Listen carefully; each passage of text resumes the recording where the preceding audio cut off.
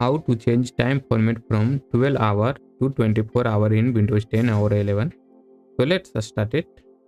First of all, minimize this and you search here time, date and time.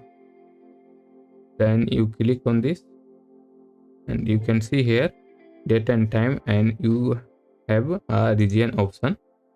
Then click on it and change data format. Click on it. Then you can see here 5 option, 6 option. Then you are short time and long time, you are seeing this. So you click on it and click on 940. No, I am clicking on this. Yes, no, I'm 940. This is short time.